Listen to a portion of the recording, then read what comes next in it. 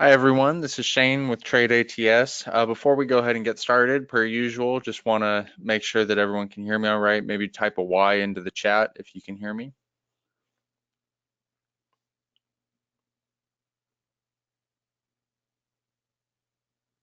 Beautiful.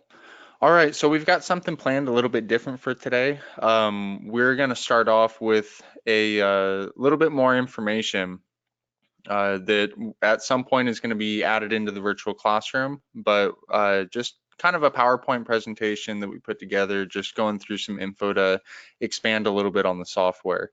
So anyways, that being said, I'm going to go ahead and let Wade jump right into it. I would ask that everyone feel free to ask questions, but we're going to be addressing them after we go through the presentation. So just go ahead and please be patient for that. Anywho, I'll go ahead and hand it over to Wade. So, Wade, take it away. All right, thank you, Shane. I want to welcome everyone to the webinar. I hope everyone's doing well today. Good afternoon, good morning, good evening, wherever you're at in the world. So yeah, like Shane said, I put together, we've been working on content to add to the virtual classroom. So what I wanted to do is I kind of wanted to give you guys a preview of kind of what we're putting together, and we're doing it lesson by lesson. And what we're trying to do is we're trying to really drill down on the specifics of the components of the software, what they mean, how you should treat them when you're trading. So each week we're going to try to give you guys a preview into that. But I was first thinking, well, maybe we can just use the webinar to do the actual lesson and just record it and then stick it in the online course. But I think this is actually a better way to kind of test the information and see how you guys are, get it, see if you guys understand it. And that way I'll know if I need to make any tweaks to it or anything.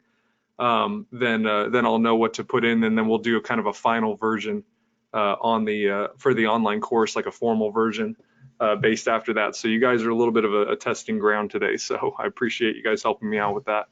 That being said, what I'm going to do here is we'll get into the information. Make sure everything's working okay here. Okay. So what we're going to be covering in this PowerPoint is we're going to cover basically everything that you need to know about contraction boxes. Like I said, this series is going to be, this week we're going to focus just on boxes. What do they mean? And how you should be treating boxes. So we're going to go deep into that. Let's see here. Okay, so what we're going to cover is how they're formed. So how do boxes actually appear? What's behind that? We're going to talk about what do they actually represent, and we're also going to talk about why are they important for understanding markets. So the boxes are on the screen. We've gone through the trouble of putting them on the screen. Why are they actually important? What information do you need to take when you see a box on the screen? What should that tell you about the market? So that being said, let's go into it. And I apologize if I'm a little choppy on this. Like I said, I actually just finished this PowerPoint. I've been working on it a while, but I finished it late last night, so I'm a little tired too. So I'm going to try my best to get through it. So. Okay, so how are boxes formed? So our algorithm is constantly looking for price contractions or tightening. So what is basically the formula inside the ATS algorithm is always scanning the market all the time, and it's looking for specific price patterns that we've programmed into it that show us where this price is tightening or contracting. But until it confirms into something that we deem or the algorithm deems that is appropriate, as far as like this is definitely a contraction box area and it matches that algorithm, that's when the box will appear. So it's always scanning the market. Boxes are usually going to appear when the market is making simultaneous lower highs and higher lows. So basically, it's confirming that tightening of price. We don't want to have a box. Well, we'll get into that here in a second. Boxes will appear on the close of a confirming candle. So you guys will notice that a box, it appears always, if you're looking at the software on a 5-minute chart, it will happen on the 5-minute mark. They're programmed to appear on the closing of a candle. And that it's the only part of the software that's programmed to do that. And there's a reason for that. In order to avoid any kind of repainting, This can cause a slight lag in certain circumstances, talking about how the candle it comes in on the candle close. And what I want to cover on this is that sometimes when you guys, you'll see that price is maybe tightening. You might be thinking, okay, we're going to get a box here. And then all of a sudden price breaks out and it moves from that range. And then all of a sudden you get a box and there's already a white dot and it's already moved away. It's already gone. That's a certain circumstance where, since it waits, what ends up happening in those circumstances is that price did tighten. It did confirm a box, or it was in the criteria to get a box, but price broke all in the same candle. The confirming candle and the breakout all happened, and that can cause a slight lag in that. But in order to do that, because when I was creating the algorithm, I could make boxes flash on and off the screen when I wrote this to make it more responsive. But the problem is that they would flash on and off. So you would get a more advanced warning when you're heading into box territory, but it would disappear. So I forewent that. Like I didn't use that because I didn't want anything to repaint on the software, because it's a chart analysis tool and it's a map. I wanted it to be, when you guys go back and you back test, and you look at how this thing is you're planning your trades and you're looking at what's happened. I want you guys to be looking at exactly what happened in the past. But the only exception to that, like I said, is on these boxes with the closing candle where it breaks. But you'll notice that it doesn't happen very often. But if it does happen where the box appears after the fact, it's only going to be a one candle lag, and it's because of that, because it's not going to repaint. Most of the time when you get boxes, they're going to appear and price will still be in the box. But there is that one-off scenario. So just want to let you guys know how that kind of works. I do get someone here that said that they're not getting audio. Can you guys confirm you could hear me all right? Sounds like everyone can. So just somebody type a Y into the chat box just so I know that we're up and running.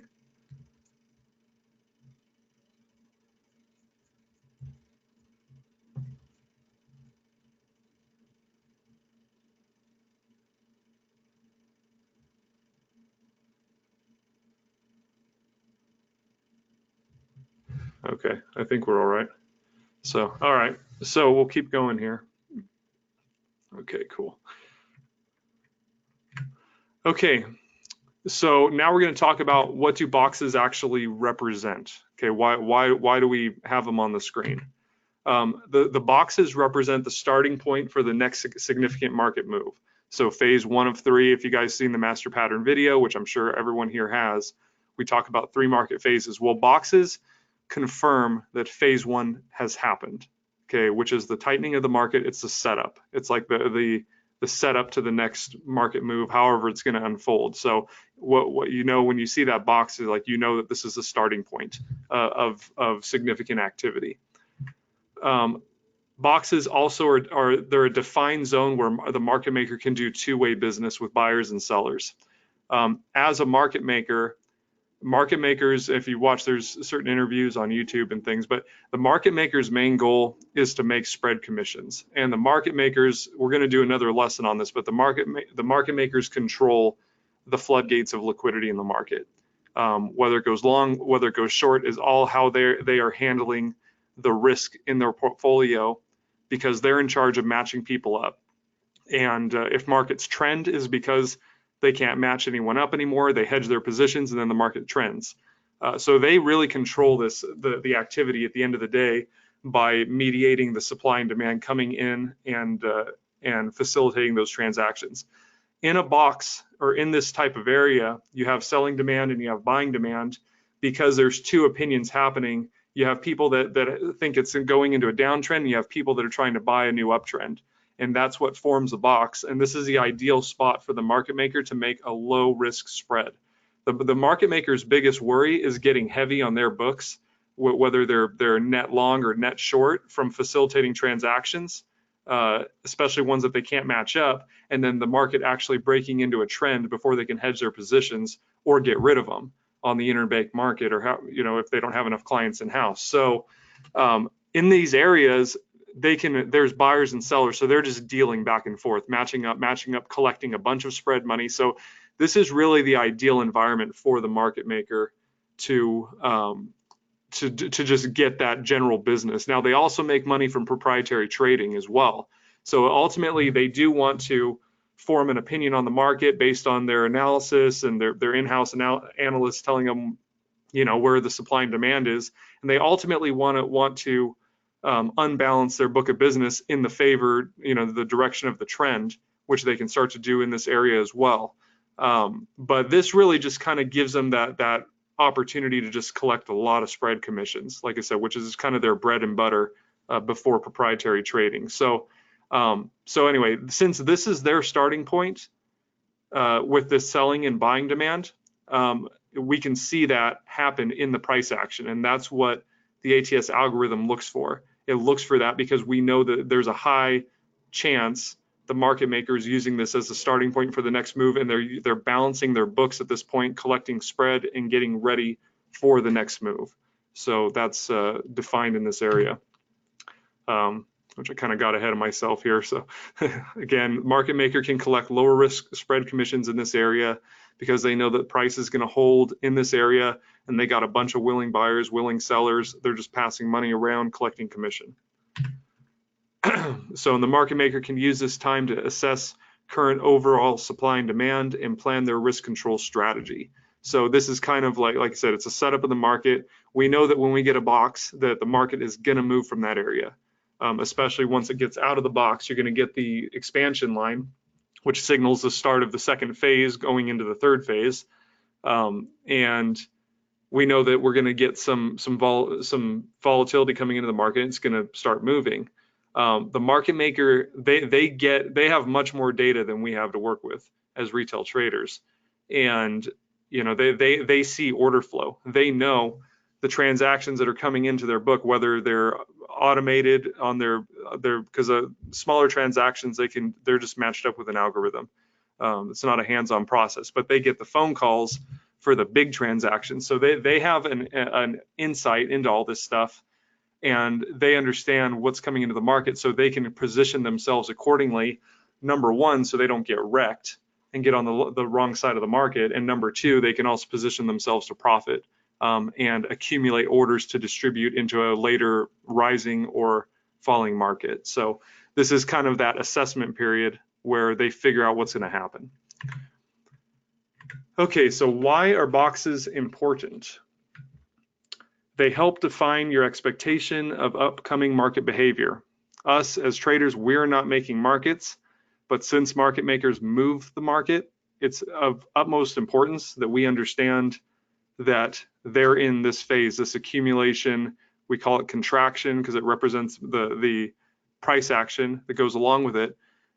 We understand what's happening in here, and it gives us this expectation of we're going to get an expansion, then we're going to get an average price, an expansion line to work with that's going to split the market into buy and sell zones. We know when we get the box that that's happening next. So instead of just trading into a box, if you see a box in a higher time frame, you understand that on that time frame, relevant to that time frame, that the market makers on that time scale and on that money scale are in an accumulation phase, and the market's not ready yet. So that as a trader, you are able to adjust to this new market behavior a lot of times before other people are able to, even if they even are looking at the market that way. You're going to have this information much quicker, which is an advantage. They also serve as an advanced volatility signal, kind of like what I was saying. When you get a box, you know you're going to get a breakout, and you know that as soon as that breakout hits, you're going to get volatility that hits the market, and we're eventually expecting some sort of trend. So you know that box is telling you, hey, get ready. It's almost game time. So look at a quick example here. We have a contraction box. So in this situation, you're thinking, okay, we're in the box.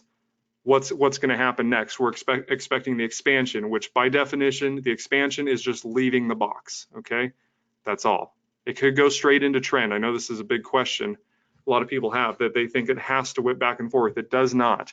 If it expands and it never comes back, that just means that that box, that the market makers did not have to whip it around. Okay, so understand, you guys got to get clear on that, that the expansion is just leaving the box or leaving the contraction area. So we have the expansion. In this case, for this example, I pulled off the chart. We did go up. We have the expansion. It came back down to the average price, held under, and then we had the trend follow that. So this is kind of the more idealized situation. And in this situation, what ended up happening here is that we had the box. It moved up. It came back down through the average price, and the market sold off and went into the trend. So in this situation, the market maker was getting heavy long positions in that box. Okay, we don't know this when it's in the box, but as it unfolds, you can start to tell this. In that box, there's a lot of people wanting to sell the market. And so if the retail demand and the institutional demand coming into the market maker is everyone, I want to sell, I want to sell, I want to sell, I want to sell, the market maker is saying, okay, I don't have enough liquidity within my client base to match everyone up. So now the market maker has to take the other side of those positions. Market maker's buying, they're buying, they're buying, they're buying. So the only way for the market maker to get out of that, because the market maker thinks the market's going to go down too, is they have to induce buying in the market. They have to make it rise so that they can get some volume come in to the market, want to buy. The market maker has the positions they want to sell out of to clean up their book. And this also gives a chance for the market maker to go short as well. And this is, if you guys look at the software, you'll see this same type of pattern over and over and over again. But that's the mechanics that's happening behind here. So someone says that the screen is frozen. It's probably just frozen because I haven't moved it yet. I'm just talking. So hopefully you'll know if it's frozen. I'm about to move on here in a minute. So anyway, that's kind of the mechanics behind, in this particular situation, what happened. But anyway, let's move on here. I'm going to talk to you a little bit more about this in depth. Let's go to the next thing here. So they also provide you with the market maker's starting accumulation point for their book of business. This is their balance point. And remember, since they move the market and they control the floodgates of liquidity, we know that this is a balance point for their portfolio. And it's going to be a point that they're going to manage that by. Another example here, you got a box, you got a slight push up, market falls short, comes back up, holds below that balance point, and then starts a trend. And that's really what ultimately powers those buy and sell zones above and below average price. So you can see there, it's balance point of the market maker's book of business. Okay, and ultimately the boxes are the basic building blocks of all market framework that dictates future price movement. So the boxes and the expansion lines on the software, that literally is the framework of the market. Those are the sensitive reaction points that you have to pay attention to. And you'll notice, like, a lot of people put a lot of weight on Fibonacci and things like that. If you look at any reactive Fibonacci point, like a 50% retracement is like it's important, or it's one a lot of people put a lot of weight on, 100% retracement. You can always find an if it does react, you can look back at that, what you're basing the Fibonacci projection off of, and you can find a contraction box or an expansion point. And that's why it's reacting. It's not because it's 50% and that's such a vague way to frame the market. We let the market interpret the market with ATS. We don't put our models and our projections on highs and lows and things that people do. We let the market tell us what the sensitive prices are. And that's why when we say it conforms to all markets, that's really one of the biggest values in using ATS, is that you have something that the market will tell you the range you're dealing in. How big it is or how small it is, you'll know. So we let the market tell us how big it is, what's happening, and then we create our own trading plan according to what the market tells us. And so the framework is created by those contraction and expansion points. And like I said, you can map this out even without our software. You find the contraction points and draw your lines forward, you'll get very similar information. And ultimately, you don't need our software to do this. It's nice to use, but you guys don't need it. You can do this by yourself if you wanted to draw these manually. We drew them manually for years before I had it written into an algorithm. So that's an option. And the more you use the software, the more it'll train your brain to think this way, which is also an advantage too. So it's also getting you to think, opposite of the masses and understanding the bigger picture. So that is pretty much what I have so far in those contraction boxes. So we're going to go through and let me switch my screen out here and we'll do a little bit of Q&A. Shane, if you want to add anything to that, I know that's Shane's first time seeing that. So feel free while I'm getting my other stuff set up here.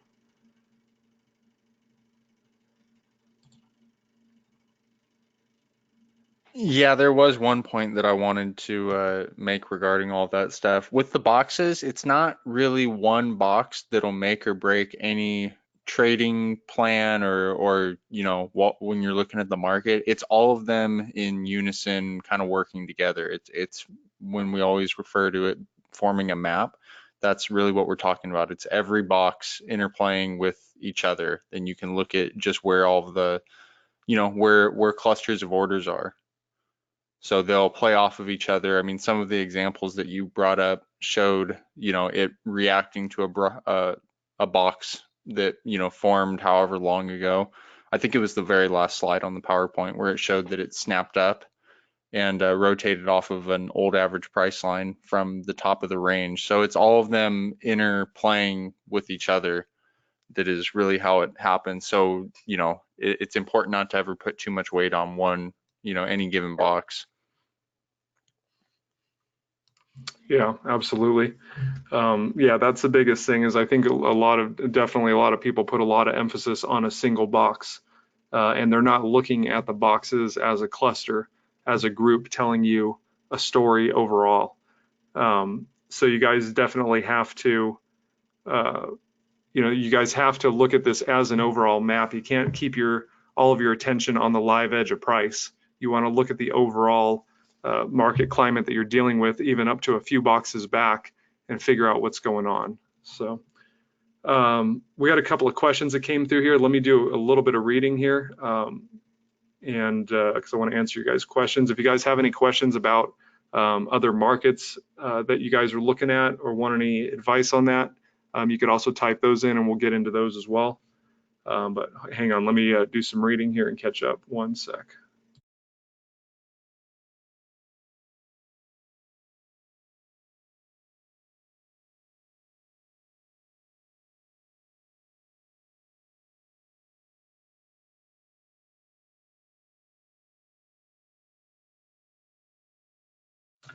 Okay, here's a question about the boxes. Sometimes it'll go several candles if you're trading the daily or you're trading, whatever time frame, and you'll be in a trade possibly, or you have initiated a trade, and all of a sudden a box pops up, and now you're in the box. What do you do on that? Basically, I mean, we try to define boxes as no trading zones. If you're in a trade and a box pops up and you're not in the money or you're just break even, it's usually a good thing just to get out of the trade. I mean, unless you expect it to break one way and that's it, then that's fine. Then you just put your stop at the bottom or the top of the box because you have an expectation. But usually the best thing is just close it if you're at break even and just wait to get the expansion and then start trading the volatility after the fact. Now let's talk about if you're already significantly in the money and you get in a box. Well, then you've bought, if there's manipulation against your position out of that box or the market goes against you, but let's say you're up 50 or 100 pips, well, you've kind of earned the right to live through that. And if you think there's a good chance, even if the market manipulates against your position, then you'll still be in the money, then you've earned the right to make that call. So you don't have to close your trade just because you're in a box. But the best thing to do is look at the higher time frames and figure out some sort of price target that you think the market's ultimately headed to and just stick with that. But if you're flat or at break even, best thing to do is usually just close the trade and wait till you get more information. Okay, let me see. I got a few more questions. Let me do a little bit more reading here. Hang on.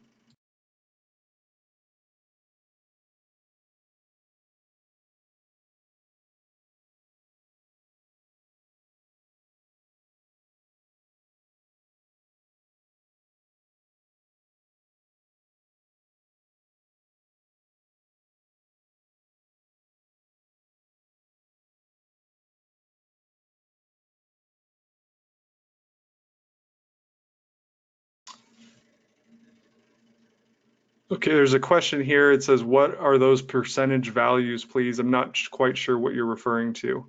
If you could be a little clear on that, I'd be more than happy to answer the question. Okay, and then we're going to take a look. Bill asked if we could look at USD ZAR, so let's take a look at that.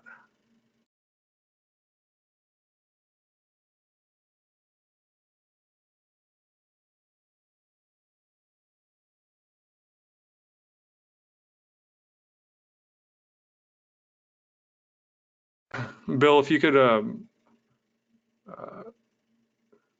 me see if you didn't already. Can you let me know what time frames you're trading that on to?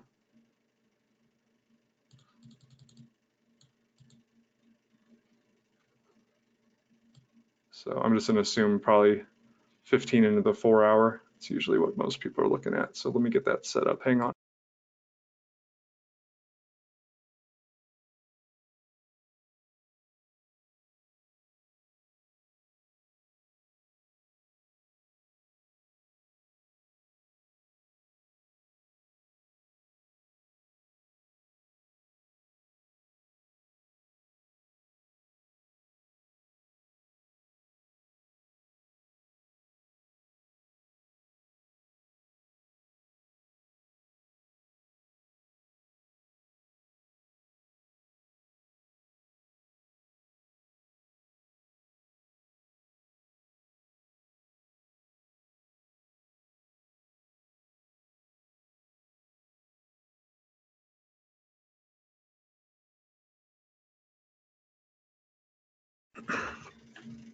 Okay, so looking at USD ZAR here, let me,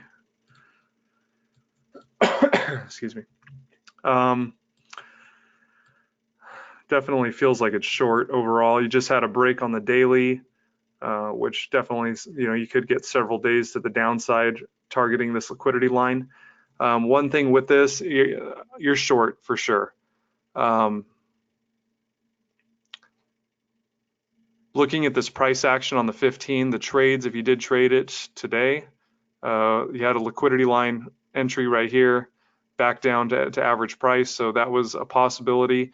Came back up, could have sold again here, back. But one thing that I'm looking at is that it is holding above the average price here. So one thing is that if you are holding some sell positions on this situation, I really would be careful. If you get a breakout to the long side out of this box, I would probably close a trade, because there is a good chance you could get a mean reversion back up to this level here. So not saying don't be in it, but it's one of those things. When you get that initial breakout, there's a good chance that you can come back up and revisit the expansion line on a fresh breakout. So if that is going to happen on the daily, it's for sure going to pull the 4 hour around if that decides to happen. So what I'd be expecting right now is basically, if this 4 hour holds, that it's just going to keep going, and you're not going to get a whole heck of a lot of movement to the upside. So let's just put it this way: I would not give it a lot of room. You'd be in the market short, but if you get anything that especially if you get up above these highs in here and you start to see progressive movement up, then I'd say there's a good chance you're headed for a green candle on the 4 hour. And then that daily is probably coming back up to average price right here, at least, if not going to make its way across the box.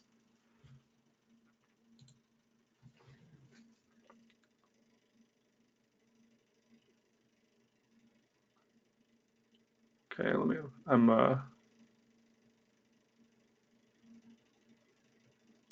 okay, so got clearing up the question about the percentage. So what you're talking about and I don't want to say your name wrong. I think it's Taiwo. Hopefully I apologize if I'm saying that wrong.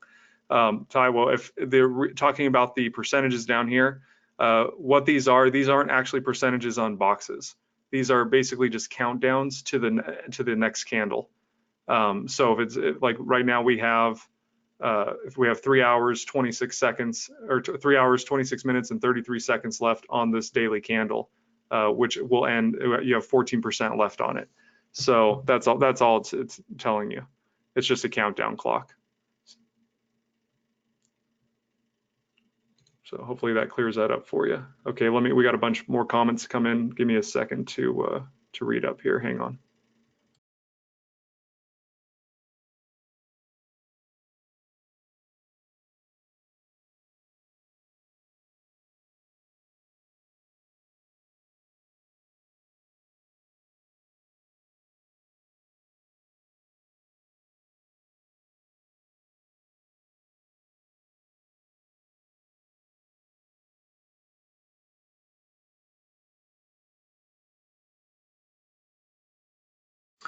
Okay, question from Bill. We've been trading the pound CAD.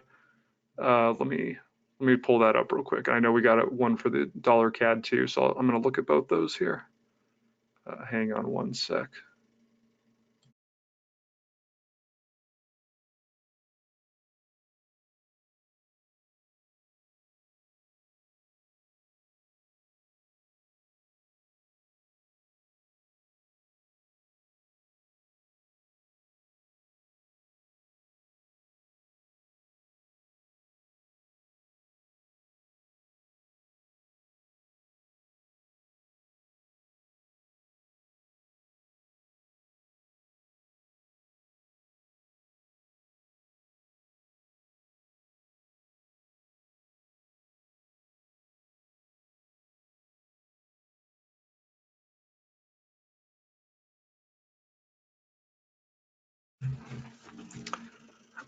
Okay, so let me take a look at some higher time frames here.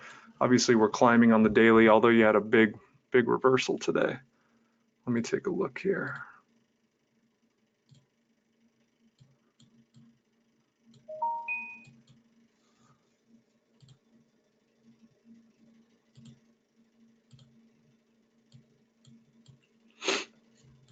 And average price on the monthly. So it's just nothing more than an uptrend, Bill. Bill asks, it would appear that something more than market makers and big banks are moving this currency pair. Well, there's only big banks, which are typically the market makers, and governments, which the governments actually transact through the market makers as well. So when a government goes to control its currency, you have to use a market maker as well. So like I said, all floodgates go through the market maker. Whether there's a number of market makers controlling an asset, or there is, one in say a penny stock or something like that, they all get mediated by the specialist of that market, which is the market maker. So whatever price action is on there, I guarantee it's being controlled and facilitated by a middleman, matching up orders, taking orders on their own books when they have to, and trying to set themselves up so they don't lose money, which is what causes a lot of choppiness in the market. But they're giving us a service, because if you wanted to go buy the pound CAD, you need a market maker to provide liquidity. You need them to either take the trade themselves or set you up with someone that wants to take that trade. So we need them. It's a necessary evil. But obviously this is definitely an uptrend, but you've rotated on the 4 hour pretty heavily. There could be a pretty sweet trade coming back up to this average price here. Let me look at the 1 hour. Let's see what that looks like.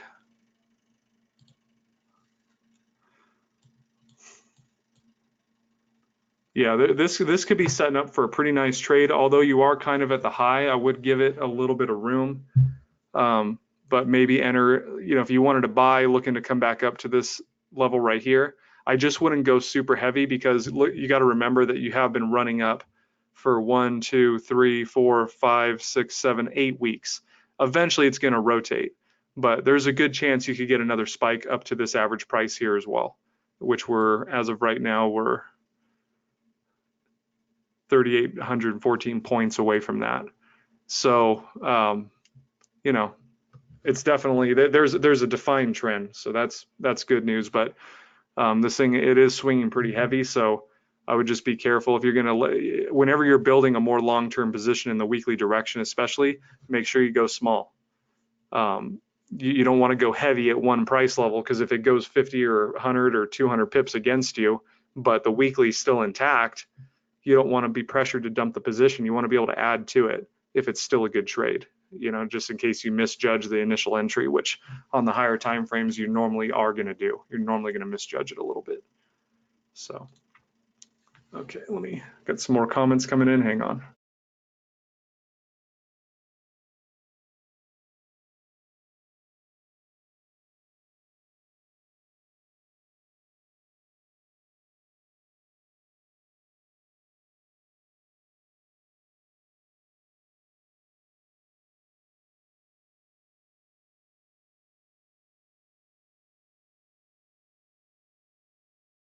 Okay, let's take a quick look at dollar yen.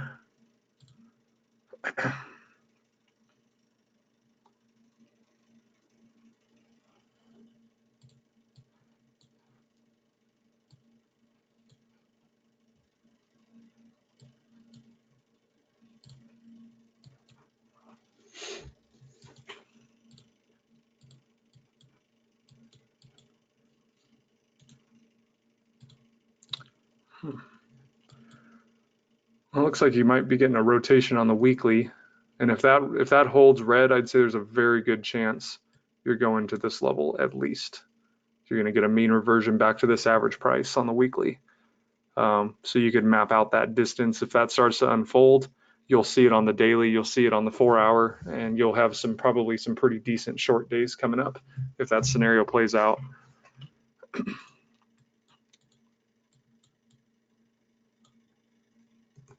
It looks like it might be. You're starting to stack. See how price came down, held below average price? That's a clue. When you stop getting through average price and it starts holding, that shows that you could be headed for a reversal. And now we're starting to stack. You got white line here, starting to stack down like building blocks, just stacking in that new trend. So I'm not saying it is a rotation. You still haven't confirmed on this week that it's a down week, but definitely something to look at. If you're trading USD yen, I would be very open to the possibility that you could have some weeks that are predominantly short coming up very quickly. Let me take a look at that 4-hour. Looks like it was pretty choppy today.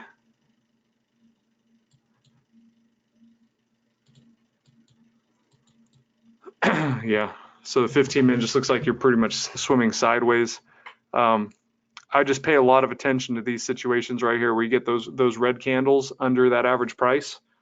If that weekly decides to revert back to this mean, you're going to get a situation where it's going to come up and it's going to rotate short. You're going to get a red on that 4-hour, and you'll see it happen on the 15, and you'll probably get an entry on the 15, and you'll realize this is the initial breakout heading to the short side, coming back down to the mean on that weekly. So like I said, it's just a scenario.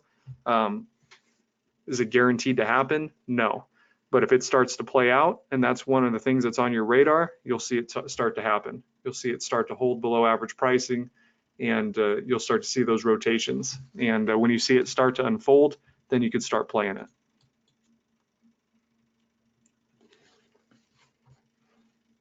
Okay, let me read up here. We got some more requests come through. Hang on.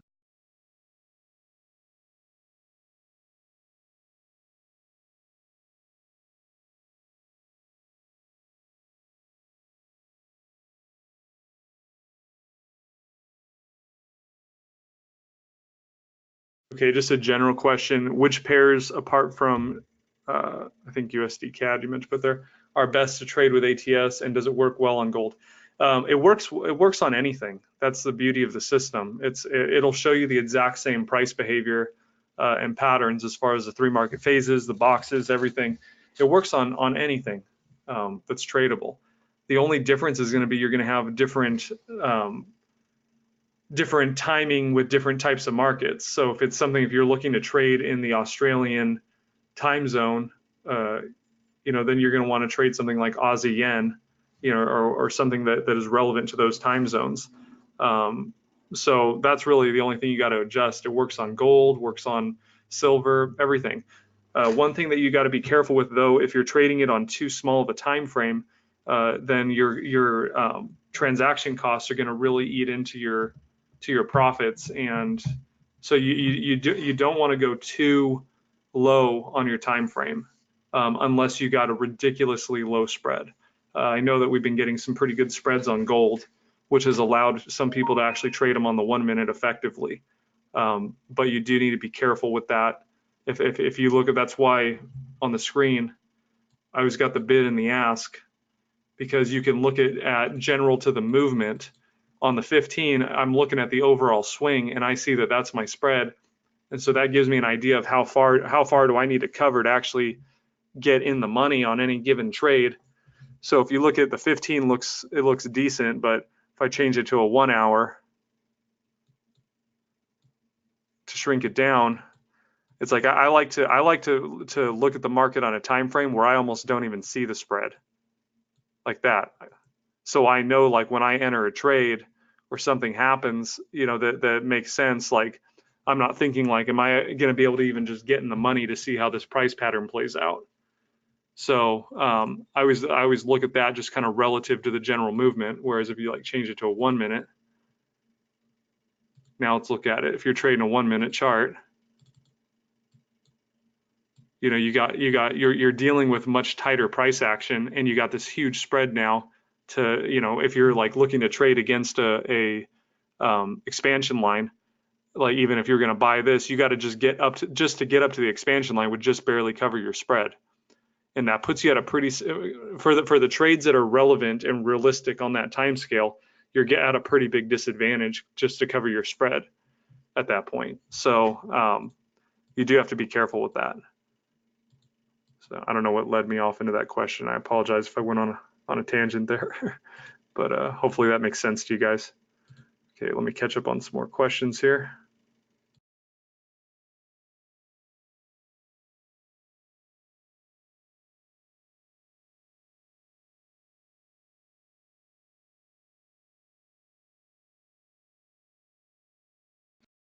Okay, so we'll take a look at gold here. Got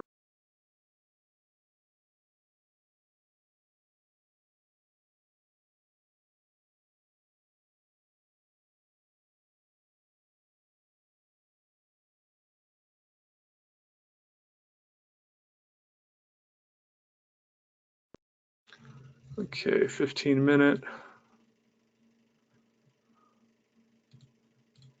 4 hour. I don't know. I'm still feeling pretty short on gold personally. We are getting a reaction off this low here, so I'd be careful, but it's kind of at that decision point. You're going to have to really pay attention to how this all unfolds in this area, because I do feel like overall we're going to head short, but we are stacking long as well. Well, you see this, we had a white expansion line, had a contraction box, came down, held that price. Again, that's a reversal clue right there. So I can feel like I can draw a conclusion for both sides of the market, long and short. Just because I feel like overall it's going to go short doesn't necessarily mean that's what's going to happen. So this one I feel indecision on personally. And the good rule of thumb is if you feel indecision, don't trade. We're trying to trade trends. You want to wait till you spot a clearly defined trend that you trust on a higher time frame. And when you trust that higher time frame and you feel good about what you see, the price action you see on the higher time frame, it makes the lower time frame easy. That's where you can hang on to your positions and have confidence. So if you don't feel good about the higher time frame and understand where it's headed, forget about trading the lower time frame. Wait till it's clear. So this one, like I said, I can draw a conclusion either way. I think if someone made me say put in one position, long or short, I'd probably go short, I guess. But it'd be kind of a it's not quite ready yet. So this one I definitely give it a little more time. Okay. Let's take a look at euro pound. Let me pull that up.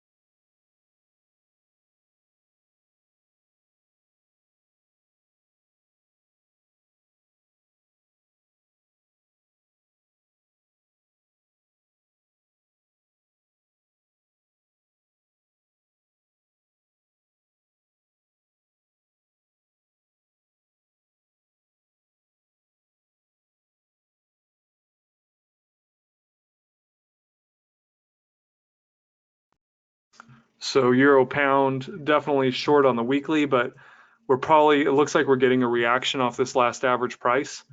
So this could be actually the start of a big rotation headed long. Obviously, this is a weekly time scale, so that can take a while to pan out. But again, look at what's the clue here. So if you were trading the 4-hour short and building a position in the weekly direction, what clue did you get here about long ago, about an hour to 4 hours ago? I wasn't watching it, or over 4 hours ago. When you got that spike down, we held that average price. That's a balancing point of the market maker's book. Why didn't they take it past that? If that's their balancing point, what's going on here? So if I was holding short positions personally, seeing that clue, if you're trading, I would feel like that weekly trend could be rotating based on that information. If you were building a short position, this would be the time where, if you did take some, because like I said, the high probability is we're trying to just get back to average price. If you're trading in trend, trading the basic strategy, you're trying to get above the white line and back to the white line you're trading against. So in this situation, if you're shorting up this move, this was your chance to get off with a profit. If you didn't, you still got a clue. And now, even if you're at break even on your position or whatever, or even if you're down, I wouldn't ride it after I saw that. That's a clue right there. Do I know for sure if it's in a hold? It very well may still keep going short, but that's a good enough thing. That's clean enough, especially to tell me that I'm not going to risk going back up to this level, because that's probably where you're headed if this all works out. So looking on the 15, knowing that, putting the higher time frame together, seeing that we may be rotating off of this average price here as well, would I short that? Nope. I wouldn't. I would leave that alone. I wouldn't try to trade that back down to here, because this is pretty clear. So hopefully that helps. Let me catch up on some more questions here. Hang on.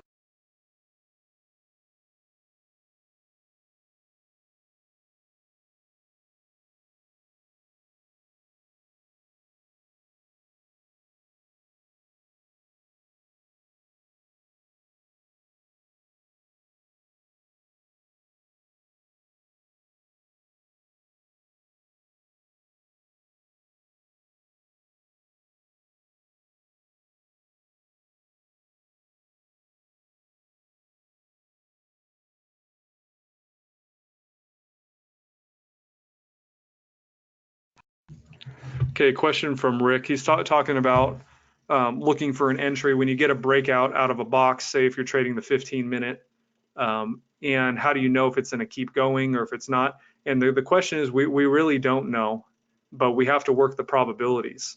So you have to look at previous expansion levels that are relative to that time frame, and you have to look at the framework of the market and come up with the scenario. But the biggest thing is understanding that your trust in the higher time frame. A lot of you guys put a lot of emphasis just on the live price, which you do, but it has to be equally balanced with your belief in the continuation of your higher time frame. So if you're trading the 15 into the 4-hour and it's a trade that you expect to get paid on, say in the next hour or two, you got to ask yourself, is that 4-hour, let's say for the 4 hours green, do I think the next 4 hours is going to be green as well? If you can't answer that confidently, And obviously we don't know, we can't tell the future, but based on the price action of the 4 hour, if you can't answer that confidently, is it a trade you should be taking? Or how much should you be risking on the trade? Let's say if you're not totally sure about it, but you still have a feeling about it, trade it, but trade it small. It's up to you. But that's the thing you got to look at for entry purposes. One thing that you want to look at is the stacking of the market. Say in a situation like where the 4 hour is going long right here. Oops. Coming up this move right here, you have the 4 hour going long, and you have entries like this where you're breaking out short, and the 4 hour is green. Then you want to look at see how it held this previous expansion level. That's why when Shane and both we talk about, you got to look at it as a group, because if the market's going to trend, it will start stacking and respecting these levels. So if you were gonna short this, I would look at how's it going to behave when it gets to this level. So maybe you bought it right here, and now it's going a little bit against you. I'd be looking back at here and ultimately here, because the facts are, if that trend is going to hold, it's probably not going to go much further than this would be the worst case scenario right about here. So same thing right here. We go short right here. Let's say you buy the market. Well, you got to look at down to here, down to here. That's your framework. So if that's too risky for you, then maybe wait for more confirmation. If you don't want to trade that, you can maybe buy it in here and catch that. So now let's look at what happens when it starts respecting the lines to the long side. Because up in here you were long. You're long all the way up, and what you get clues in here. Look at holds right here, holds again, holds again. Now what's happening? It's starting to stack the other direction. You guys see that? So the answer, everyone's saying, that you get below an expansion, you see a green 4 hour candle, and you guys just rip the long, and you start feeling real uncomfortable about that. There's nothing you could really do to fix that. That's trading. And the way you mediate it, if you feel extremely uncomfortable getting in the market, then you're probably trading too much money. You have to maintain your creativity.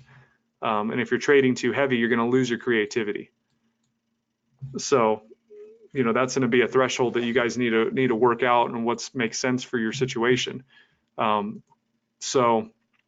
that's the answer to that, Rick, is that you got to look at that. You got to look at the architecture, and you got to look at the previous expansion levels. That'll show you kind of some framework, because like if I bought this right here coming out, this is probably a grade A opportunity. If you're using the 15 into the 4 hour, you see the breakout. This is your first opportunity to get in. You got to look at where, if I buy right here, where is this trade no longer going to be good? When's the 4 hour going to get pulled around? And pretty much if that price got down to here in this particular situation, it's probably no good anymore. If it gets down through that. So you got to be prepared to take that risk. And sometimes you'll get these breakouts where they come down, they kiss the line just like this, and then you see a clear rotation. At that level, you have a really low risk, because it's all baked into that little area. So like I said, if the risk feels too big, then don't take it or trade it small. And then if it goes against you even more, if you trade it small, you can add to the position if it still makes sense, if you still feel good about the overall direction. But ultimately, it starts with the analyzing the bigger time frames, because that's what's going to give you confidence in your game over here.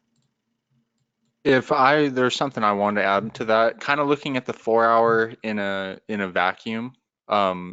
So just to kind of what I'm talking about is those wicks right there at the move on the 4 hour, the middle chart, before it started pushing down, we had those long wicks that, took out the liquidity, and then they sort of rotated off of that average price line. So that kind of shows that, the market was respecting that price level of that average price line before it started pushing down. Entry is really as close as you can get to the move that kind of defines what you think is going to happen. So the closer that you're able to get to that average price line up there at the top before it started moving down, the lower your risk, because then if it goes up through that much further than it did after you see that move, then the information isn't what you thought it was. So again, that average price line is the last one on the 4 hour that is in view. We see the rotation, and then you could literally just get in somewhere around it. I mean, it's almost impossible to nail a perfect entry. in any market anytime. So you see that move happen, and then you just get in near it, and you know that your risk is if it goes much past that expansion line, and then it starts, moving in your favor, but you have something to base it on. And something similar happened at the bottom, the most recent expansion line where Wade talked about how it came down and tested it. You see something like that, and not saying that you should because it is predominantly short, but again, just kind of talking about it in a vacuum, you see it rotate off of that average price line. If it moves really fast, you might not have a good chance to get in. But if you do, if, other things on the chart were telling you that you could be looking at it go long, then you could potentially manage your risk off of that expansion line. And if it gets close to it again, then, just take a small negative and be done. And just kind of one final thought on that, the closer you are to that decision point, the less risk you're going to have. I mean, there's only one best entry into any given trade. So the closer you are to that, by definition, you're going to have less risk. That's right. So I mean, that's the white lines. Those are the decision points. That's the market makers, their threshold of their balance point for their book of business. It's proven in the price action. That's what ATS is looking for. So you use those points to manage your trade and figure out where the bank's going to take this thing. So we got a few more questions that came in here. Question from Jeremy: are there any other outside material that can help us understand the market more? Yeah, I'll make a recommendation to you. There's a book, I got it here on my desk, by Terry Duhan. It's a Bloomberg Financial Series book. It's called How the Trading Floor Really Works. There's some pretty deep information as far as like how market makers hedge their positions and how bonds are traded. It kind of goes way beyond what we do with Forex. But there's some good insight in there that will teach you kind of how market making is done. So I would recommend that. And also the Market Wizard books are really good because you get insight into how some of these top traders really think. So I've always enjoyed those books as well. So I'd recommend those. Okay, let me catch up here.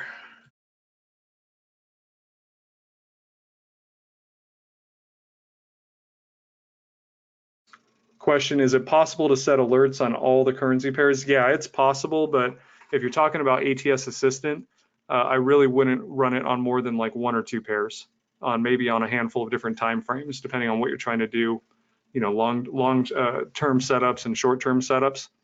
If you run it on too many pairs, you're going to end up getting tons and tons of signals, and it's going to not allow you to effectively work one signal. And the problem with doing it on too many pairs is that you're going to get so many signals, and in one you'll be like, oh, I like that signal, I'm going to take that, and then you'll get a signal right after that you like even more, but now your liquidity is tied up in another trade. So it's best to the one or two pairs that you choose to specialize in, run it on those just so you don't miss anything that happens in your pairs. That's really the best way to do it. Okay, let me keep reading here.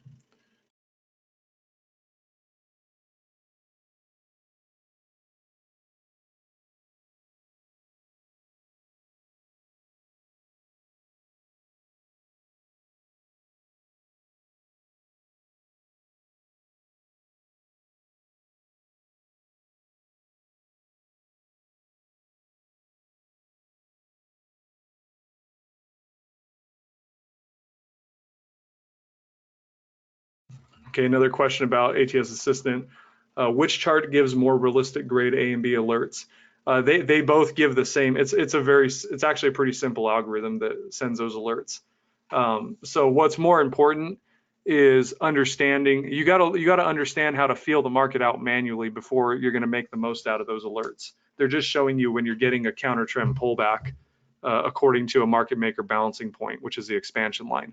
So how you weight the trade, you need to look at, again, it's the same thing. How confident do you feel in the supporting time frame that you've programmed it to run on? If you don't feel confident, it'll give you the signal, it'll come across your desk, you take a look at it. But if you're like, if you feel like I don't like the higher time frame, I don't see what's happening there, I don't know if it's going to continue, just ignore that signal. But it's better to have it than have missed it altogether. That's the point of the ATS assistant. You have to, if you're looking to just you get a buy signal grade A, it just means it's the first one. Doesn't mean that that it should be weighted any differently. It just means it's the first of a possible big opportunity, but it still takes that analysis to go see if it's something that you want to that you know, how much you want to risk on it or what you want to do with it. That may happen where you get them and you feel 50% okay about it, and in that situation you may want to trade a little bit on it, but maybe not everything. Or you may get one that's right at the sweet spot on your supporting time frame. It's right at the turn. It's a grade A signal. You see that the higher time frame's reacting off a liquidity line or a last average price line. You're so early to the party that you're like, okay, I'm going to go heavy on this one. And you can see where, if you're wrong, which expansion line, which, you know, where will the architecture fail on you? And you see that you're close to that in that specific situation. Well, guess what? That's an opportunity you want to go heavy on. So again, it's up to you guys, but the point of the assistant is just to present you with criteria, counter trend liquidity coming into the market according to the timeframes you set it on for you to deal with. But you got to learn how to weight it and learn how to feel that out. So like I said, it's just better to get the signals than not, because what's more frustrating is if it's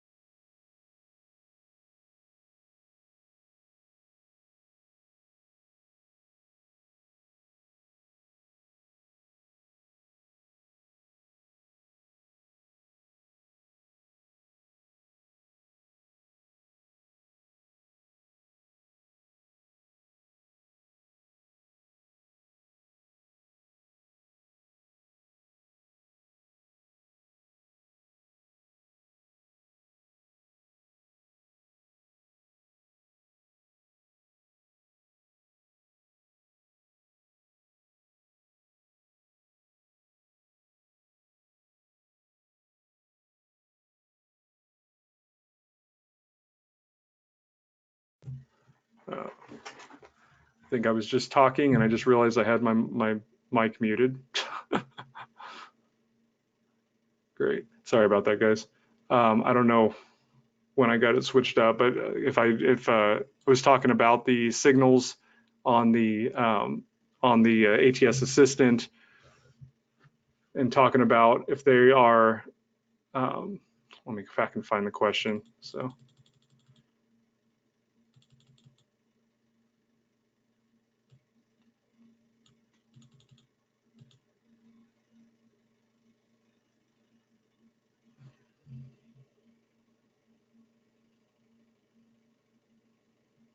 Okay, if you guys didn't hear, I don't know when I switched it off, but again, waiting the signals for the grade A, grade B alerts.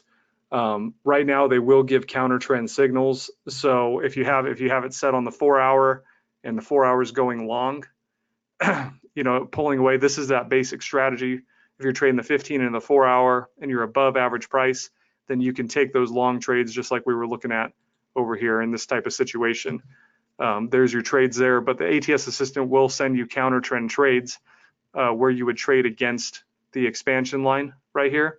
So when you have a red candle, it's looking at that candle color, and when you get that counter trend move come in, you can actually, it'll throw you a sell signal even though you're above average price on your supporting time frame.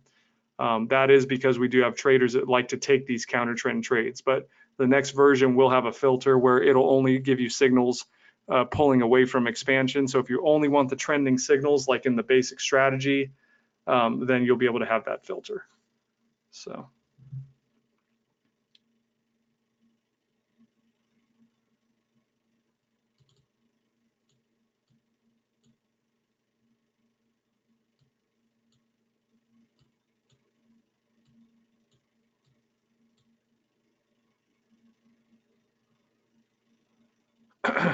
Okay, yeah, sorry about that. It's the thing with doing these webinars. I got all these screens, and if I don't click that unmute button, sometimes when I put it on, it's anyway, it's kind of hard to keep track of sometimes. Okay, so one last thing we're going to do is we're going to take a look at dollar CAD, do some general analysis on that, and we'll go ahead and wrap it up with that. Let me take a look here.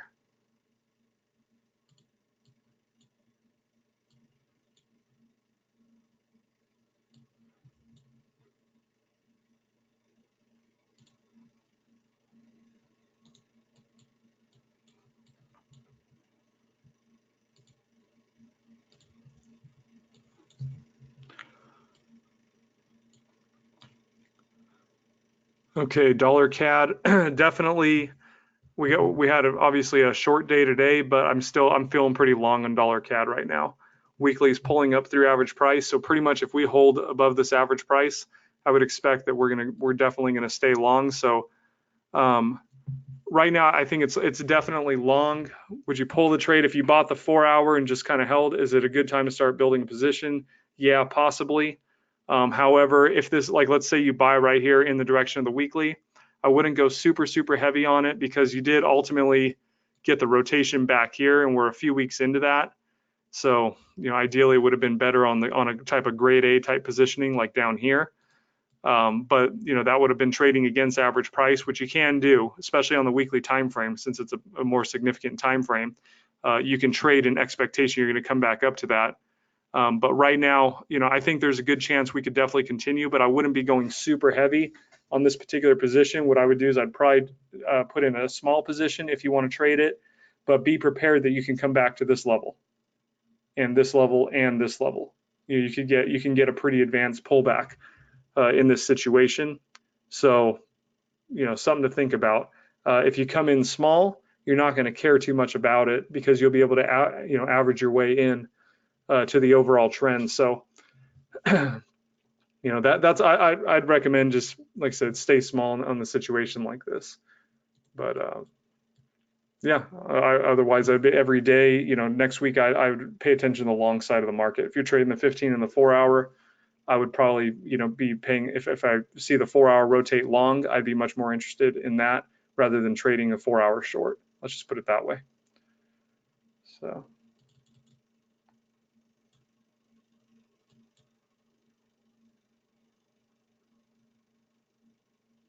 Okay.